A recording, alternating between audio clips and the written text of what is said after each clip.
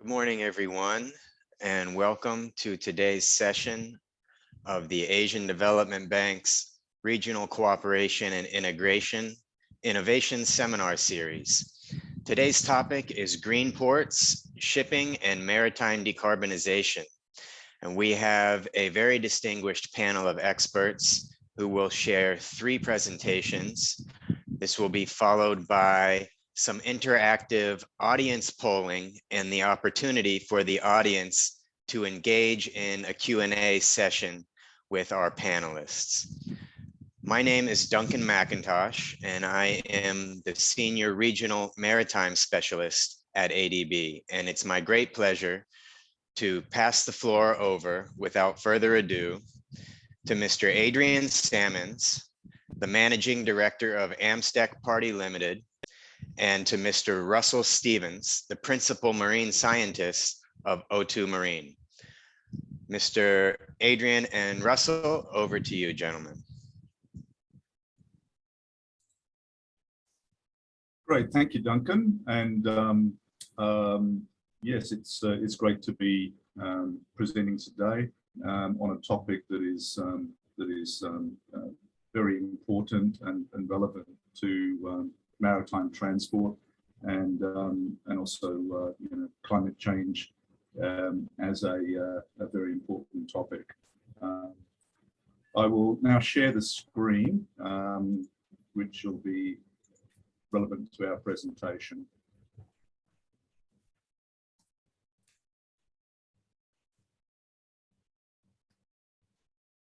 Okay, so during to begin with, we thought we would open with an icebreaker, just to relax everybody, and a joke that Russell and I found that was relevant to climate change. A recent past US president announced a plan to fight climate change, which would lower the temperature dramatically. He said, as needed, we can just switch from Fahrenheit to Celsius. And that's on public record, apparently. Diving into more formulaic matters and specifically the project that Russell and I embarked on during 2020 and 2021, which was focused towards green port, the analysis of green port development in Southeast Asia. Defining firstly what is the environmental aspect of ports and shipping and how it's impacting. So according to IMO, as of now, 2 to 3% of global greenhouse gases is due to maritime transport in one form or another. If left unchecked, it'll increase to 17% by 2050. Impacts of ports and shipping on the environment come from shipping movements in and out of ports, ship operations alongside berths, cargo handling activities using heavy machinery, floodlighting, washing down of equipment and cargoes, causing pollutants, including greenhouse gases, dust, particulate matter, contamination of sea, water and groundwater, noise and vibration in and around the port zone, including underwater vibration, and light spill pollution surrounding the port. They're directly associated to the port and the port environment immediately. Associated environmental impact of ports comes from the port users, being those engaged in delivering and uplifting cargo from the port. And these impacts are caused by heavy trucks, heavy vehicles and trains and feeder ships transporting freight to and from the ports, using public roads, canals, seaways, rail corridors, trucks queuing at port gates is one of the most visible signs of this. Hinterland transport activities combine to produce greenhouse gases and particulate matter pollution, as well as social and safety issues for the surrounding and hinterland communities. Good morning, good afternoon, good evening to our viewers, and thank you for joining us today to listen to our presentations, and thank you to Duncan and the ADB for inviting us to present on our study. So yeah, as Adrian was saying, we co-authored or co-investigated the study for the ADB, looking at greening and infrastructure of some key ports. Just to define the scope of our study, it was not to look at port sustainability, which, as the AAPA suggests, sort of meets that balance between the financial, the human, and the environment. We were targeted in our investigation specifically on the green ports. So we're looking at the proactive development, execution, and monitoring practices, which are designed to extend ports in their environmental practices and greening above what would be considered compliance. Go to the next one, Adrian. So one of the things we're interested to understand through the study is just what the different pressures are currently and potentially in the future on port authorities. And some of the ones we found in our desktop review revolve quite heavily around regulation. However, to look at the greening pressures, as we said, we want to look at what elevates ports above compliance. So some of those other things that came into play are the international agreements, for example, IMO with regards to shipping, the Paris Agreement with regards to climate change. We're interested in finding out the stakeholders and what their pressure is. So we're looking at, I suppose, your port users, contractors, customers, investors, all those types of pressures. And also a really big key part of, and also would fit under stakeholder, is your port city. So looking at that social responsibility of the ports operating in the towns or cities where they operate. Interestingly, one of the key things we found with regards to the legislation, and an example would be Indonesia here, it was kind of ranked into 3 different tiers. So you have a national set of legislation, you have a regional set of legislation, and then in some cases you even have a local set of regulations. So for the ports and the countries to regulate is quite a difficult to get that alignment between the local and national agreements and regulations. So yeah, it's quite an interesting study. In 2021, the European Seaports Organization released a study showing that European seaports rank priorities based on their greening campaigns. In 2016, climate change as an identified priority issue didn't even register in the top 10. By 2019, it was ranked number 3, and in 2020, it hit 2nd place behind air quality, of the focal condition of why ports are adapting their operational methods and introducing green initiatives to lower greenhouse gases and other pollutants derived from port operations. Interesting to note that the other priority issues that have adjusted in their ranking up and down in the last 5 years, including water quality and dredging at ports. We'll now switch to looking at the undertaking of the assessment for green ports in Southeast Asia. Okay, so the objectives of our study were several-fold. One of the key aspects was to understand and get a really good idea on where these ports are operating in terms of their regulatory sort of framework, whether it was, like we're saying, in Indonesia, there's several different levels. We looked at ports over several countries. So we wanted to get an understanding of how the different countries were regulating ports, find out the consistencies and inconsistencies, and then also have a little look at how the ports were tracking in terms of compliance. We wanted to look at different scale and operations of port activities. So for an example of what we used to select, we wanted to look at different size ports, so some larger ports versus some small ports. We wanted to look at different throughputs. We wanted to look at different types of cargoes being handled at the ports, whether it's containerized cargoes. We looked at some bulk cargo ports, liquid cargo ports, etc. And also one of the key things there was the port model that was used to operate the port, whether it be a state or nationally owned port versus a private port. And we also looked at a combination of those two.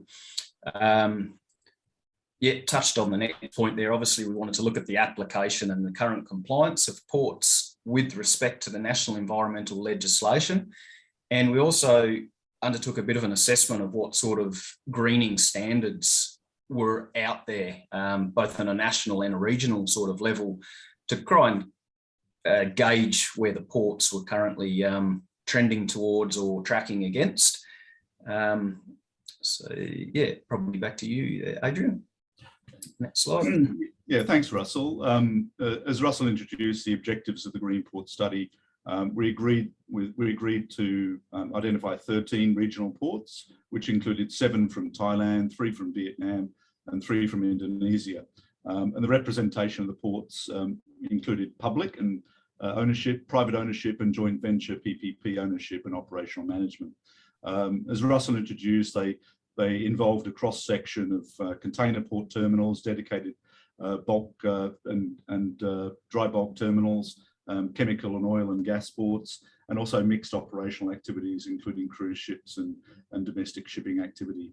The engagement with the ports was directly with the port management, port authorities and port corporations, and port operators, including concession terminal operators. This enabled, we enabled the engagement with using local consultants at each country, and we facilitated interview surveys using a tool, using a survey tool to capture a wide range of quantitative and qualitative research data. Thanks, Adrian. So this is a table we've compiled out of the study. So what this one does is, in terms of when we did our assessment against the different environmental or sort of national standards that we could find for greening, one of the key identifying factors across most of the different standards that we reviewed was the requirement to have environmental management plans or to be aligned with international standards, typically the 14001 Environmental Management Systems Standard.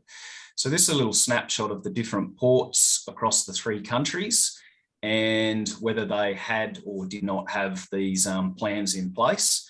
So typically across there, we can see there's a little bit of a gap where we could find some significant opportunities to start the greening process in some ports, or where other ports were already starting on that process and we're off onto that pathway. The research revealed that Southeast Asian ports recorded their main pressures on facilities to go green was coming from an immediate compliance need with domestic regulations. Important to note that there was a variability of national environment regulations with different target levels and attributes of compliance from country to country. When the ports were asked the same question, when considering future pressure to go green, it was quite fascinating to consider a wide range of pressures that would come to bear on them for the future. They indicated that national compliance remained high, as did the new considerations of pressure coming from local communities surrounding the port, port users, including importers, exporters, and shipping lines, and the emergence of the consideration of pressures coming from international agreements, as well as their own reputational considerations. So with regards to the finding of some ports required to further develop environmental management plans or greening strategies, we looked into what was currently out there and what else would be required in terms of this strategic sort of approach to the greening. So as you can see on the screen there, there's a whole raft of different types of strategic initiatives that we identified. So we have environmental controls. Some ports had some environmental controls. There was gaps in other areas. Yeah, some ports aligned to 14001, the environmental management standard. Some ports wish to be accredited to that in the future. We identified the financial requirements to be embedded into the strategies to move forwards. Also going back to the sustainability versus green, it's kind of a fundamental part of any strategy to move forward, is to look at the balance against sustainability. Yeah, thanks. Over to you again, Adrian. Yeah, thanks, Russ, for the summary of the strategic approach, which drives the environmental management and investments that support the goals for greening of ports. Some of those greening investment tools include improved infrastructure, technology, plant equipment, which will increase productivity to reduce the dwell time of ships operating at the ports alongside the berths, plant equipment that switches to lower emissions, implementation of technology that reduces the dwell time of trucks and heavy vehicles waiting to deliver and uplift freight, dedicated train corridors, inland terminals, green policies at the front end with changed behaviours of staff and contractors operating at the port, shore powers to ships, reducing need for diesel generators whilst in port, and various other green port tools.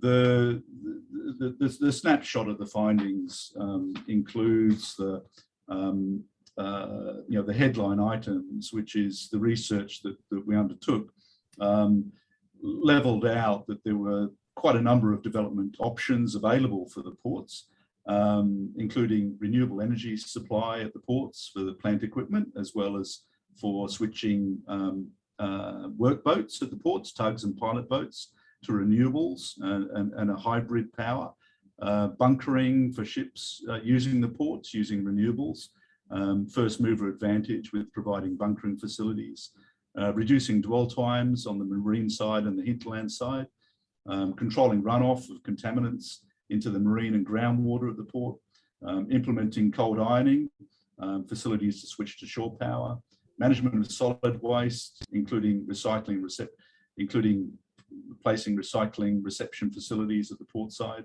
and options to adjust the pricing arrangements, which would incentivise port users to deliver a more favourable green score when using the ports, such as shipping lines switching with their vessels switching to low sulphur or lower greenhouse gas emissions whilst in the port zone, and importers and exporters switching to using truckers with EU vehicle emission limits at Euro 4 or above at Southeast Asian ports. Incentives of commercial pricing are proven methods to stimulate changed industrial behaviour. Penalties on port users is another discussion topic altogether. Thanks, Adrian. So I guess this is a little bit of a summary of the higher level findings from the study, which was pretty much summarised in the last couple of slides.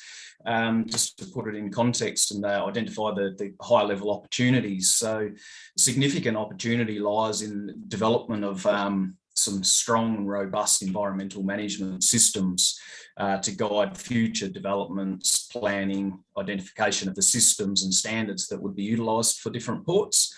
That would incorporate part of the environmental strategy would be incorporated into this system. Certainly strengthen the approach for ports moving forward, as well as identifying current opportunities. I'll pass the next point to you, Adrian. Oops, sorry. Yeah, thanks, Russ. I think our time has reached maximum, and thank you for your participation and bearing with us for our presentation. We have additional slides which drill into the detail of the development initiatives that the analysis provided, and each one of those is available should you be interested in accessing those. Thank you very much, gentlemen, Russell and Adrian. That was an excellent presentation on a very insightful study, and we hope to put those results to use. To the audience, we will be fielding questions at the end of our final presentation. So as we move along, if you have questions in mind that you would like us to pose to our presenters, you can type those into the chat box, and time permitting, I will select questions and pose them to the relevant presenters. And now it's my pleasure to introduce the head of Maritime Transport for the Partnerships in Environmental Management for the Seas of East Asia, Ms. Nadine Bressamon. Over to you, Nadine. Thank you, Duncan, and good morning here in Asia. Thank you very much for inviting me to join the seminar here today. I'm honored to be part of this cohort of speakers, and my name is Nadine and I'm presenting from the Philippines. And yes, I think Anna is doing the slides for me, so please let's go with the first slide. Next one. I work since 2016 with Partnerships and Environmental Management for the Seas of East Asia, short PEMSI. It is a regional intergovernmental organization and we are specialized on coastal and marine conservation. We act as a secretariat and implementing arm for our 11 partner countries when it comes to sustainable development strategies or in maritime projects. We are supported by our more than 20 so-called non-country partners such as UNEP. I follow on from the presentation by Adrian and Russell. I'm currently working with 6 partner countries in Southeast Asia to develop a joint regional project document with the goal of reducing greenhouse gases in maritime transport. I have some intersections with the project presented by Adrian and Russell that I would like to discuss with you in the coming minutes. Next slide, please. Yes. From the beginning, our project team has concentrated on the question of how to decarbonize the maritime transport sector. And especially in developing countries such as the Philippines or Indonesia, we see that maritime transport is more than just ships. We have 24 hours port activities. And for example, in Manila, more than 6,000 heavy load trucks daily in and out of the ports. And I thought that this number would be hard to top until we talked to the director of Tanjung Priok port in Indonesia. And he actually told us that they have 15,000 trucks a day on the port area. So maritime transport, including ships, ports, and trucks, is a significant source of greenhouse gases. So when we talk about reducing emissions, we have to look at the entire supply chain from producer to consumer and think about operational energy efficiency, low carbon infrastructure, low or zero carbon fuels. And we have to evaluate which innovation and policies, optimized logistics, access to fuel, or even technology solutions can do to further decarbonize the transport. Next slide, please. Our project aim is summarized here in a nutshell. So partnering countries using emission baseline information and targets to develop strategies, action plans, and specific projects to transition the maritime transport sector towards a low carbon future. And this should, of course, go in hand with national priorities and regional and international commitments. Next slide, please. Together, maybe an overview about the project. We had our regional inception workshop in August 2021 with a great participation. I think more than 100 people from 10 countries attended the kickoff.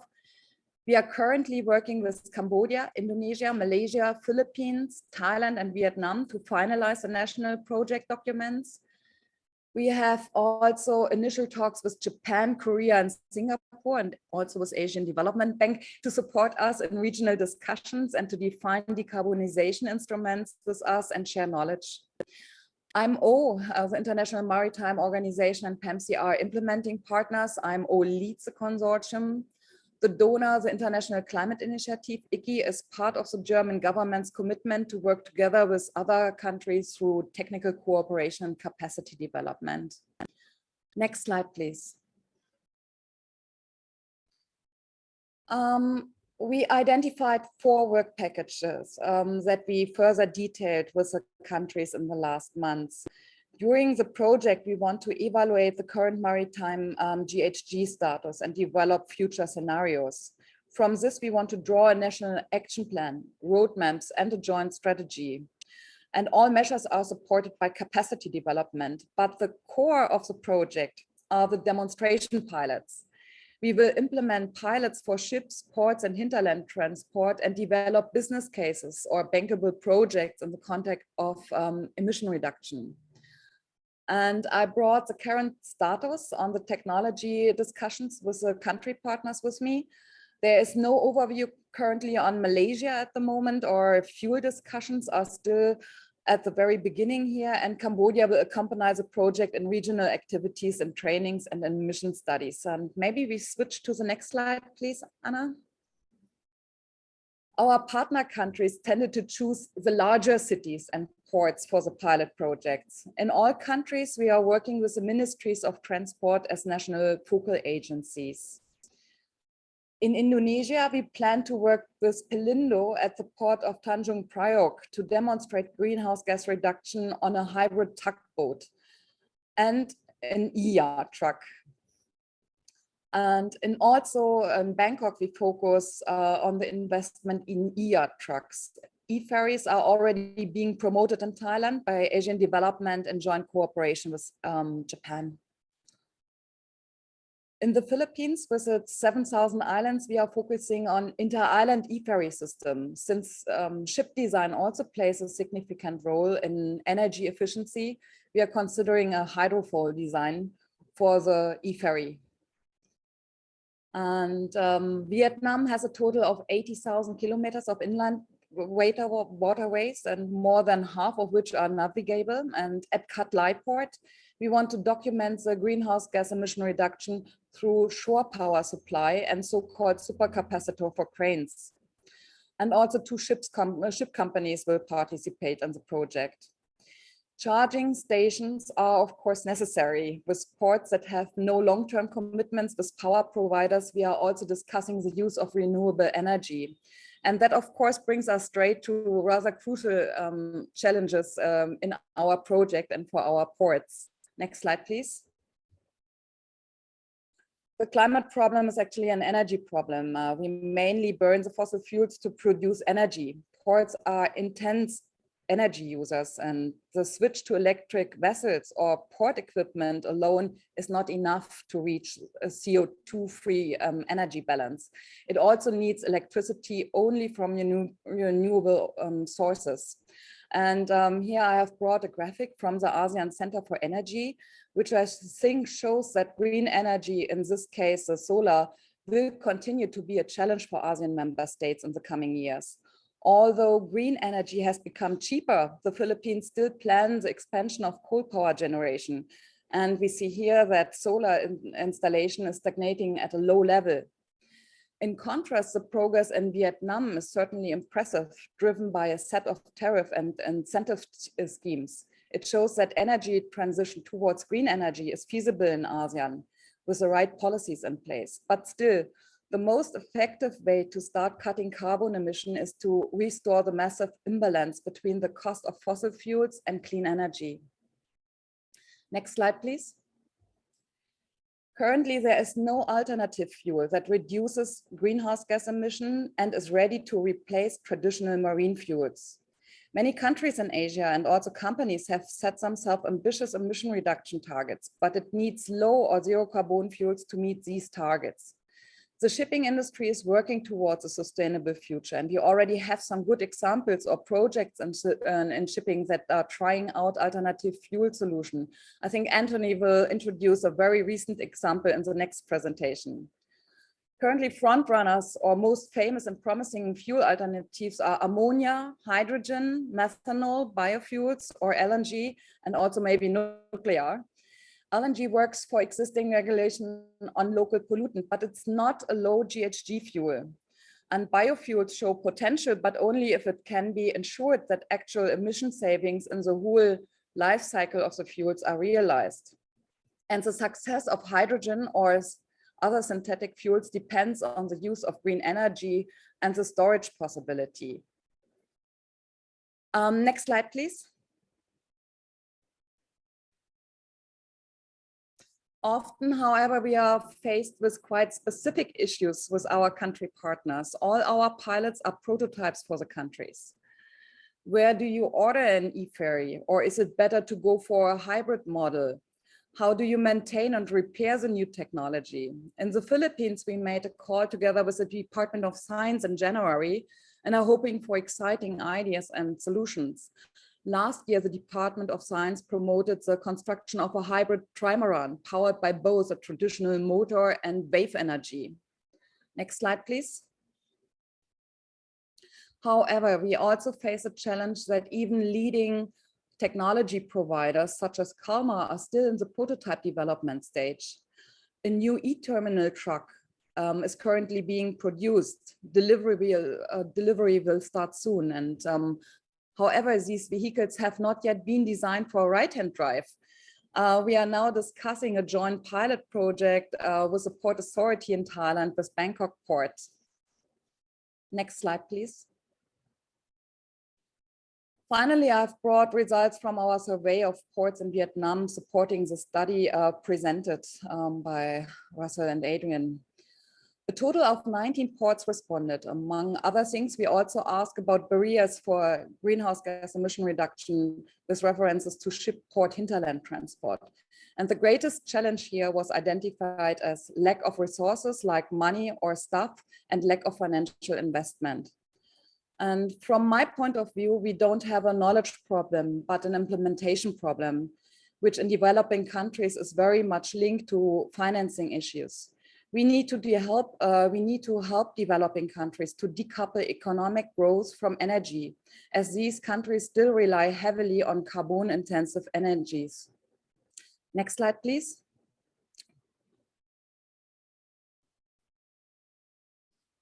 The importance of climate protection has been recognized in ASEAN, but we need support for the development of bankable blue solutions to scale up new technologies in the countries. We need more funding like from Germany, more investors from the private sector, and a lot of support from the banking scene, especially from the development banks. And here in Asia, we count on the Asian Development Bank. CO2 emissions are a global challenge.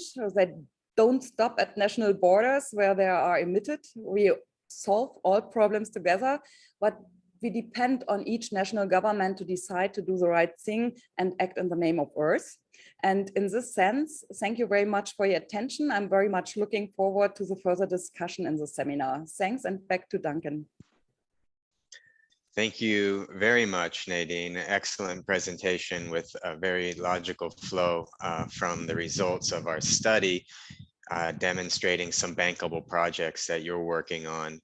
And our next speaker was Melissa Walsh, who unfortunately is unable to join us at the last minute. So it's now my pleasure to move right on into Mr. Tony Bailey, the Director of Napier Consultants. Over to you, Tony. Thank you. Good morning. Could we go to the first slide, please?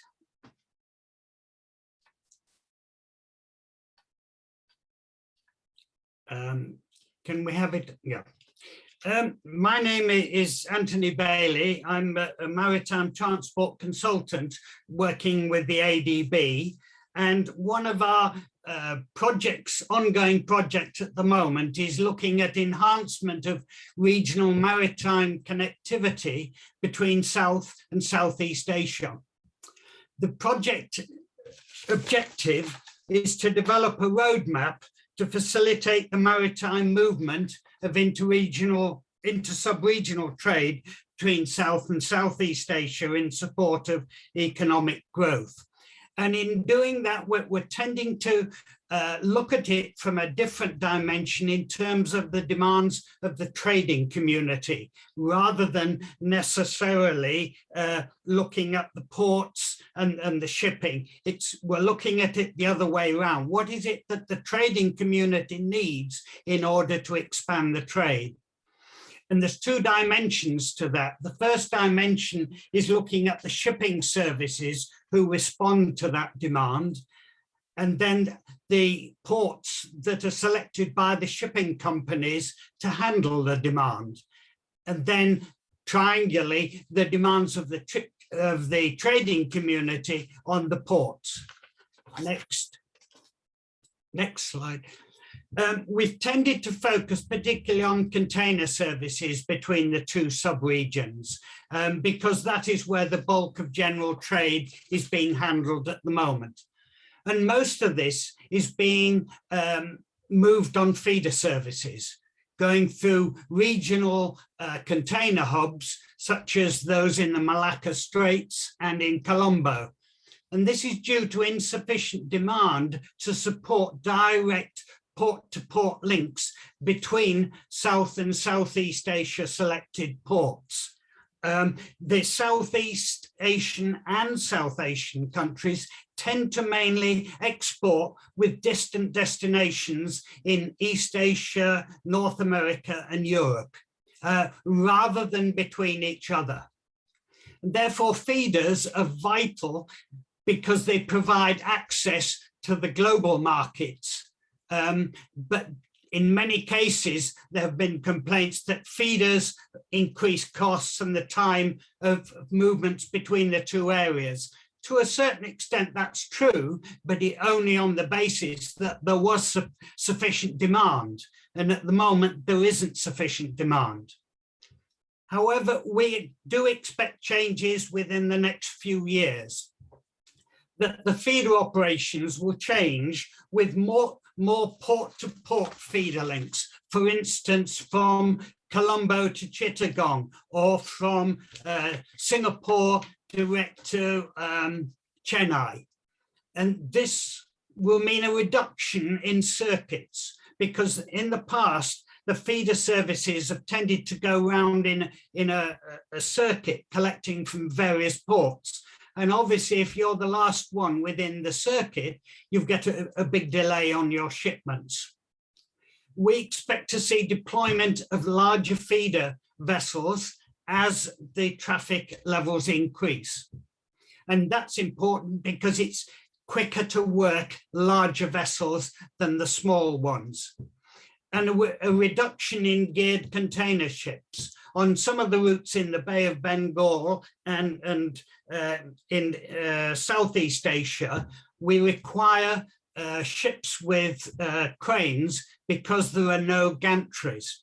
And these ships are more expensive and they work at a much slower rate. A gantry crane will do 25 to 30 moves an hour, whereas a ship's crane will only do maybe 10 per hour. But we do see the potential to increase some direct services, particularly to the east coast of India, to Thailand and Vietnam, possibly topping up with the hub ports in the Malacca Strait. The implications from an environmental point of view is that there is likely to be some overall reductions in the number of voyages and therefore the level of fuel emissions by using larger vessels and achieving faster port turnarounds. Next slide, please. So how are we going to do this as regards port supporting infrastructure? Well, the focus is reducing the congestion through lowering terminal dwell times. Now, terminal dwell time is the time between when the container is discharged off the vessel and is taken away by land transport for delivery, or vice versa in the case of exports. And that is a chief problem of congestion at our ports. And so one of the first things is obviously to expand existing terminals to provide more capacity. And secondly, to increase the draft at some of the riverine ports. We have problems at, particularly in the north and east coasts of the Bay of Bengal, such as at Chittagong, Calcutta, Haldia, and Yangon, for example, whereby it restricts the size of vessel that we can call. And so we need to try and resolve some of those problems. We need additional specialist handling equipment, particularly more shore cranes to avoid having to use a ship's gear.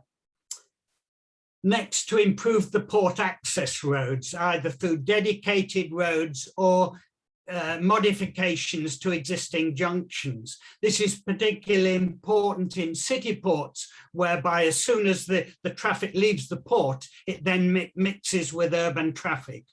And we see all round at some of the ports, a lot of queuing at the port gates, and we need to try and alleviate that. We need more rail-connected inland container depots to take traffic quickly away from the port to the centres of demand nearer where the end users are. And that in itself will reduce the numbers of trucks at many of these container depots.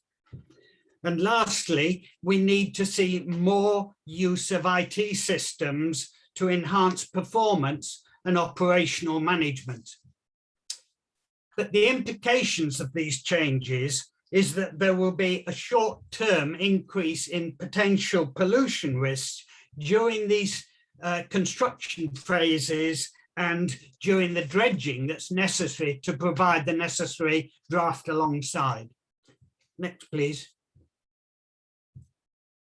When it comes to looking at the cost of changing decarbonization, there will be some operational changes that are already taking place, particularly through slower steaming, service consolidation, and the use of larger vessels rather than lots of small ones. So there is something taking place that may have a marginal effect on increasing sea freight rates. But the major impact in terms of reducing the decarbonization will come through changes in ship design, particularly through new propulsion systems. And these will potentially result in much higher costs and in freight rates, and possibly with less services and even potentially less players in the market due to the high cost of developing these new ships and their propulsion system. So somebody in the end is probably going to have to pay for these changes.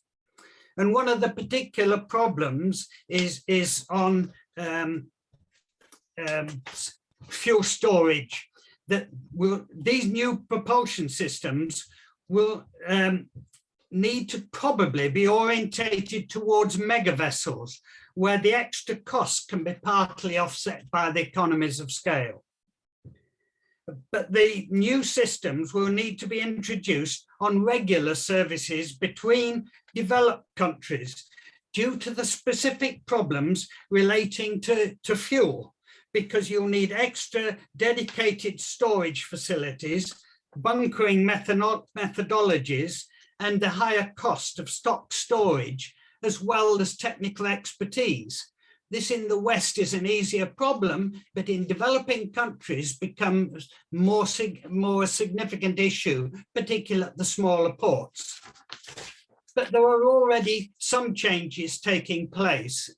If you look at the picture on the left, when I looked out of my window here in Australia, this ship sailed past about 3 weeks ago, and this is the first shipment of liquid hydrogen, and it's going from Australia to Kobe in Japan and the Seiju frontier. This vessel, this shipment is about 1 year late. Originally, it was going to be available for fueling equipment for the Olympic Games when it was in Japan, but unfortunately it's late. But this is the first trial taking place. And on the right, we can see a Newcastle-Max bulk carrier here with LNG powered. It makes the ship look very ugly, but it's very good in terms of emissions. The big mining giants here in Australia, like BHP, have recently ordered another 7 of these 150 to 200,000 ton vessels. So there is some progress taking place, and Maersk have ordered a number of methanol powered container ships at about 16,000 TEU, and one trial, I presume it is a trial feeder ship of about 2,300 TEUs. So there is some, and that'll be powered on, those will all be powered on methanol. So some progress is already taking place, but there will be costs. Next. When it comes to the development of greening ports in the sub-regions, what we're finding is that the greening ports is likely to be driven by external social pressures rather than necessarily the legislation, that there are, whether it's the whole country or locally. But in ports in developing countries, they tend to be less subject to these external pressures, especially at the smaller ports. There's a bit of sort of laissez-faire that this is how it's always going to, we've always had it like this, so they're less pressurized to change. When it comes to green ports, we feel that the main focus is likely to be on industrial ports because of their higher emission levels, particularly air and noise pollution. When it comes to containers, there tends to be less environmental impact other than in terms of the lighting and noise, but their main impact is on the intermodal transport rather than necessarily the handling within the port. And we're highlighting here that treating the dredging spoil will be a particular issue that needs to be addressed during the development phases. And we feel what we've recommended is the need for technical assistance to educate and advise on greening strategies, either at an individual port level or under regional programs, whilst acknowledging that each port has its own individual situation and therefore needs. Next. And from our study, looking at it purely from the investment point of view, we're falling into two specific camps. One is loan funding needed for port development, for handling equipment, and the road and rail connections, and the technical assistance in terms of ICT, particularly on port community systems and on vessel management systems.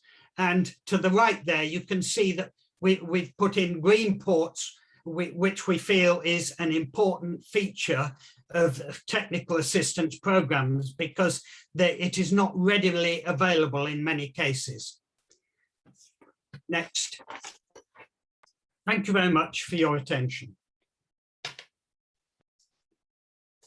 Mr. Bailey, thank you very much for the excellent presentation. And I really appreciate how you were able to draw the lines from the greening efforts and the decarbonization efforts of ports and shipping to the regional connectivity and integration of the regional public good that is this inter-sub-regional trade.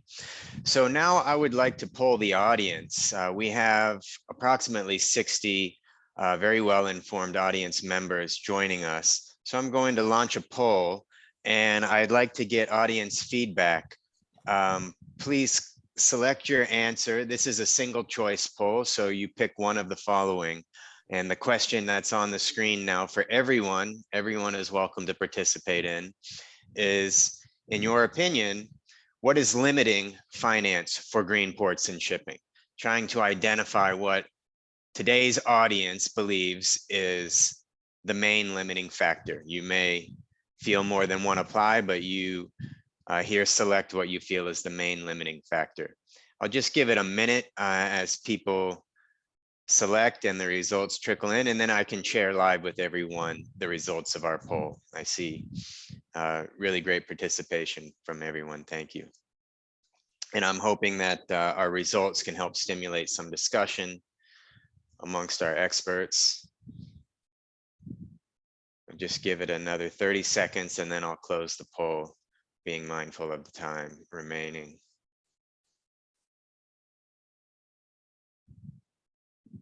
Okay, just a few more seconds if you haven't participated yet.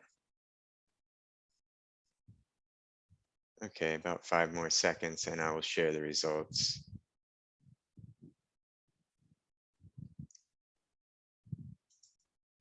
Ending the poll now and sharing the results. So everyone, our audience included, now should be able to view the results of that poll. And it looks like the top choice for what is the limiting factor for going green is government funding commitments and allocations. That was 13 out of 40 who participated, selected that choice. So government funding is on everyone's radar for being a major limiting factor here. But very close behind is the policy and the regulatory frameworks with 12 out of 40. And not far behind that was bankable projects. So I really appreciate that we heard some bankable projects described by our presenters today. So I think this is an interesting starting point for a discussion. And I'm going to, I see we do have some questions in the chat, so thank you very much for posting those.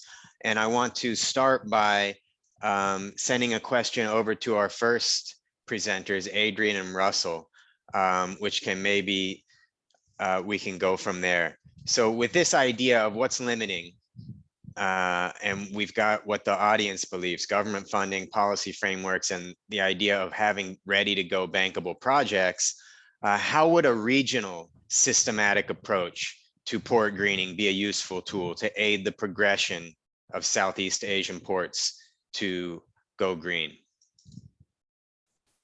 And that question is for Russell and Adrian. Either one wants to jump in and tackle that. How would a regional approach help here? Thank you. Yeah, I can speak to that one. So one of the key questions we actually asked our ports was in particular around, do they think that a regional approach would be of assistance for them to embark on a green approach? I guess the response was a 64% in agreement, and I think there was about 12% that disagreed to that question, and the remainder were no. Now, the regional approach would be sort of like an industry body or a body that sets out different guidelines, has the ability to share knowledge among ports. Ports can subscribe to this.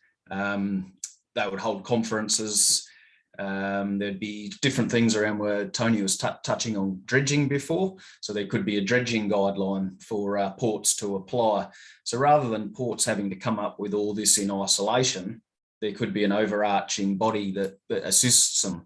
Also around that would be all the green standards. So what are the boxes ports need to work towards to tick off in terms of their development to become a green port? So I don't think each port needs to identify that. It would be something that a regional body that everyone is sort of subscribing to would be really beneficial, I think. Adrian, do you have any additional? To add to that, Russ, the initial question focusing on regional context for the ports surveyed was a question with, is the port a member of a regional ports association? And the finding was that over 50%, it was 52%, were not a member of any regional association. So there were gaps in the sharing of knowledge, the activities related to monitoring and compliance, as well as the insights from each port and their activities and progress towards greening levels outside their commitment to comply with national regulations. Thanks, gentlemen, for the answer. I think you've got some interesting findings, and be interesting to know with over 50% of the ports not being members of regional port organizations, what their reasons were for that. It'd be interesting to figure out why they've ended up there. Moving along, I would like to pose the next question to Nadine. We've got a few for Nadine in the chat already, so I'm going to pick one. And it says, in terms of maritime pilots and developing bankable solutions, the vessels are just the tip of the iceberg. There would be significant upstream changes needed for fuel sourcing, power generation, charging infrastructure, and distribution grids. How much interest are you seeing in some of the markets you cover from fuel or electricity companies to engage with maritime agencies to scale up the shore infrastructure? Yeah, actually, George, that is that's a big question. I'm not so much together with fuel companies and power companies. I see that most of the ports have long-term contracts with power companies. and they have their solar energy portion, that the renewable energy that they will develop. But I think some ports are pretty much interested, and I see also potential here in the Philippines. And the big question is also if the ports by itself will enter in production of fuels and also in the production of energy. But this is not the main question in our project. We are concentrating more on the technology, but the infrastructure and being prepared to offer these things is a really big question and needs a lot of more projects. And yes, anything is that answered in a kind of way, but I think cooperation is definitely necessary. Thank you, Nadine. And I see Len in the chat has also thanked you for the answer. So we have about 5 minutes left, and I would like to pose a question to any of our presenters so far. We've seen where the Greening Cities survey has suggested some of the present pressures are coming from and where the future present pressures to go green are likely to come from. We've seen examples of bankable projects from PEMC, and we've seen how this all drives regional connectivity and integration.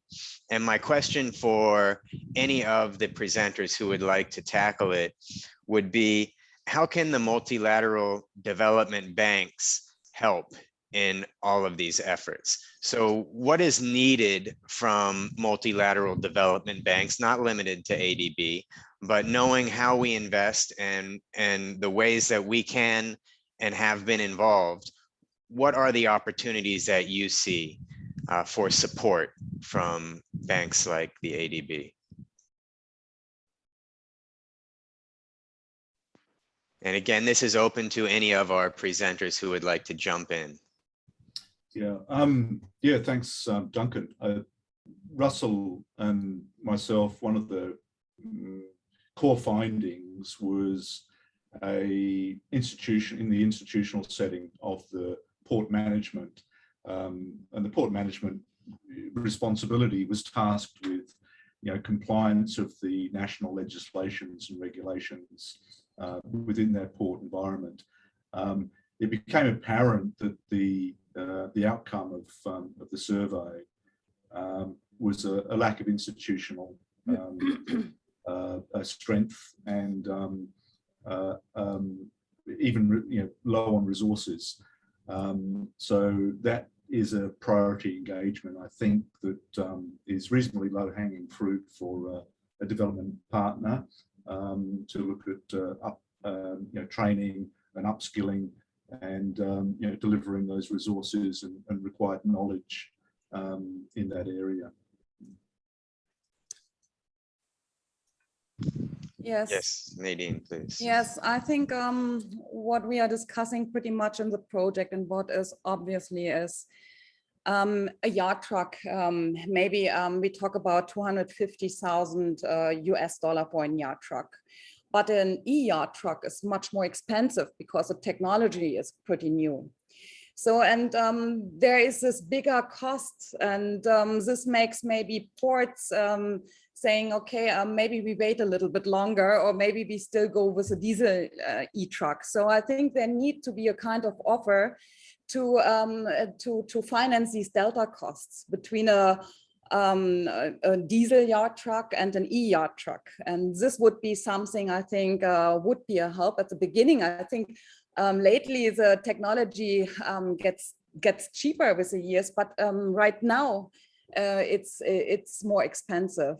And of course also what George said and what is here in the chat is definitely also the infrastructure that needs a lot of investment, bunkering fuels, and also having renewable energy at the port that needs definitely support from the development banks.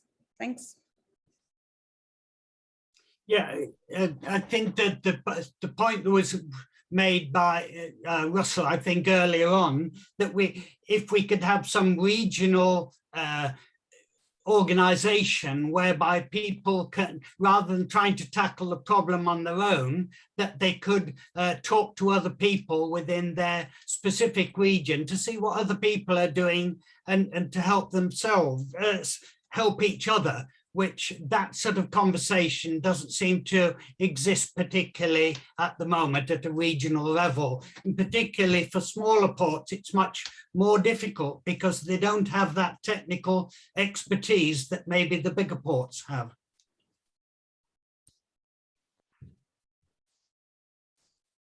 Well, that's really great that we seem to have more or less unanimous agreement that a regional approach is warranted and could actually be very helpful. And this may lay the foundation for a roadmap for how MDBs like the ADB can support this effort. As we look to Paris align all of our projects here at ADB, I think that there is some exciting opportunity going forward. And we have now reached the end of the hour. I want to thank very much all of our presenters for your time today and for your excellent presentations. I would like to thank all of our audience members for joining us and spending your hour with us today. I look forward to continuing this conversation at ADB's Transport Forum in April. We'll have a special session on decarbonization pathways that will include maritime decarbonization on the 5th of April at 4 p.m. Manila time. So I hope to see everyone there. And again, I would like to extend my appreciation and thanks to our presenters and our audience members today. We will make this presentation recording available, including the poll results. And it's my pleasure to thank everyone once again and conclude today's presentation on time. Thanks to everyone for joining us today. Thanks, Duncan. Thank you very much, Duncan. Thank you, Duncan, and our viewers. Thank you.